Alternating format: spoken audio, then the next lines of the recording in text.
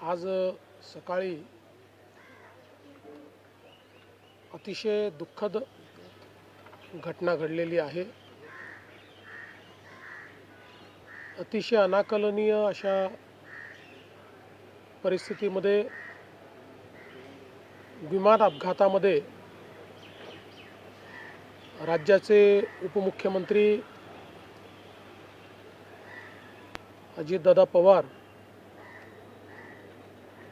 यांचं दुःखद निधन झाल्याची वार्ता सर्वांना मिळाली आणि संपूर्ण महाराष्ट्रामध्ये शोककळा पसरली। खरं म्हणजे श्री अजितदादा पवार महाराष्ट्रातले एक लोकनेते होते आणि महाराष्ट्राच्या कानाकोपऱ्याची माहिती असलेला, महाराष्ट्राच्या प्रश्नांची जाण असलेला अशा प्रकारचा हा नेता होता की ज्यांच्याबद्दल जनसामान्यांमध्ये प्रचंड मोठी आस्था होती। अजितदादा एक अतिशय संघर्षशील अशा प्रकारचं नेतृत्व होतं आणि सर्व परिस्थितीमध्ये न डगमगता पुढे जाणारं अशा प्रकारचं व्यक्तिमत्व होतं। महाराष्ट्राकरता आजचा दिवस हा अतिशय कठीण दिवस आहे, कारण अशा प्रकारचं नेतृत्व तयार व्हायला अनेक वर्ष लागतात आणि ज्यावेळी महाराष्ट्राच्या विकासामध्ये अतिशय महत्त्वपूर्ण योगदान ते देत होते, अशा काळामध्ये त्यांचं निघून जाणं हे अविश्वसनीय आहे, मनाला चटका लावणारा आहे। माझ्याकरता तर वैयक्तिक एक दमदार आणि दिलदार अशा प्रकारचा मित्र या ठिकाणी सोडून गेलेला आहे। त्यांच्या कुटुंबावर देखील हा प्रचंड मोठा आघात आहे। मी आणि एकनाथराव शिंदे साहेब आम्ही लवकरच बारामतीकडे निघणार आहोत। सकाळपासून मी सगळ्यांच्या संपर्कात आहे।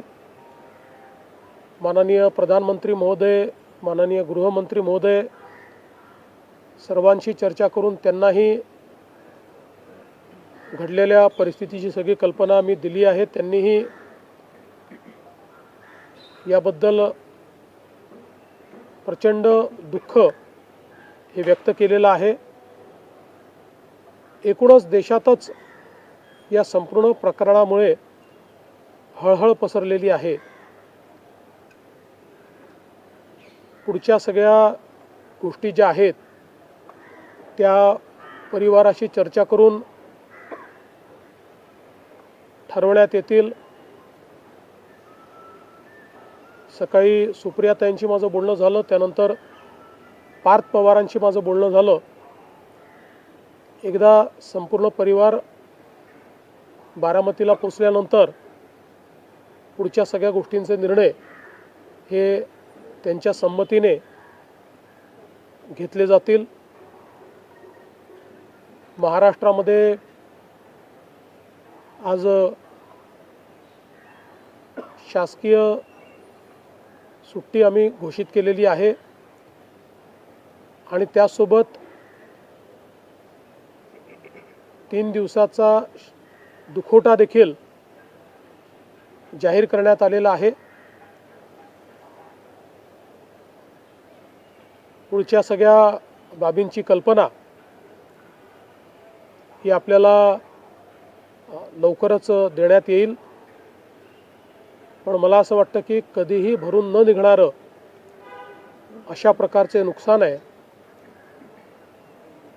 महाराष्ट्रातनं असे लोकनेते गेल्यानंतर जी पोकळी तयार होते ती भरून काढणं हे अतिशय कठीण आहे. आणि निश्चितच इतक्या सोबत, इतक्या जवळून आणि इतक्या संघर्षाच्या काळात एकत्रित काम केलेलं आहे की त्यातनं खरं तर अशा गोष्टीवर विश्वास ठेवायलाच मन तयार होत नाही. तर पुढच्या ज्या काही गोष्टी जशा ठरतील तसं आपल्याला कळवण्यात येईल.